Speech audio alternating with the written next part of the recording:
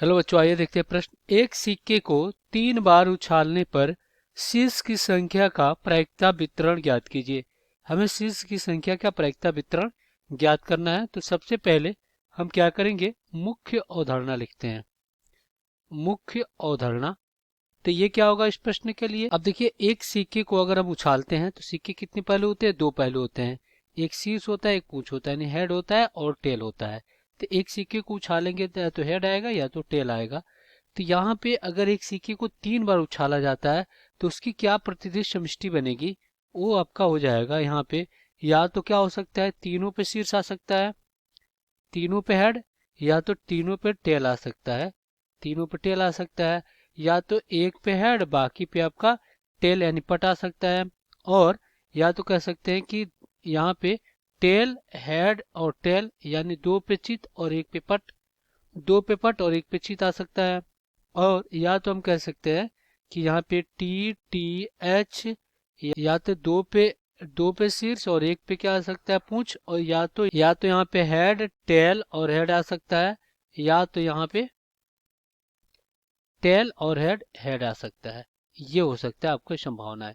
तो इस प्रकार कुल कितनी संभावनाएं हो सकती हैं? 1 2 3 4 5 6 7 8 हो सकते हैं। तो यहाँ पे कुल प्रतिनिधि समष्टि कितनी हो जाएंगी? 8 हो जाएंगी। अब यहाँ पे देखिए, हमें पता है प्रायिकता बराबर क्या होता है। मान लीजिए कोई घटना ए घटित हो रहा है तो उसकी प्रायिकता क्या हो जाएगा? ए के अनुकूल परिणाम, ए के अनुकूल अनुकूल परिणाम और बटा में कुल संभव परिणाम, कुल संभव परिणाम, ये होता है आपका। अब यहाँ पे इसको हम लिख सकते हैं, यहाँ पे इसको हम क्या लिख सकते हैं, यहाँ पे लिख सकते हैं एन ए और बटा में एन एस, ये हो जाएगा। तो चलिए दिए गए प्रश्नों को हल करते हैं यहाँ पे। तो देखिए, अगर हम क्या करते हैं, एक यादृच्छिक चर x लेते हैं जो कि ये प्रदर्शित करता है शीर्ष की संख्या को, शीर्ष की संख्या, शीर्ष की संख्या को प्रदर्शित करता है। तो यहाँ पे x बार क्या हो जाएगा, देखिए एक या तो हो सकते हैं यहाँ पे एक भी बार शीर्ष ना आए तो 0 हो गया, या तो कह सकते कि 1 बार शीर्ष आए, या तो यहाँ पे 2 बार शीर्ष आए बाकी टेल आए, और या तो यहाँ पे 3 बार शीर्ष आए। यही संभावनाएं हो सकती हैं। तो यहाँ पे अगर हम प्रायिकता x बराबर 0 पे निकालते हैं तो क्या हो जाएगा, देखिए इनके अनुकूल परिणाम कितने हो जाएंगे। जब 1 बार भी शीर्ष ना आए तो यहाँ पे एक ही बार तो है शीर्ष नहीं आ रहा है, तो यहाँ पे 1 बटा कितना हो जाएगा, 8 हो जाएगा।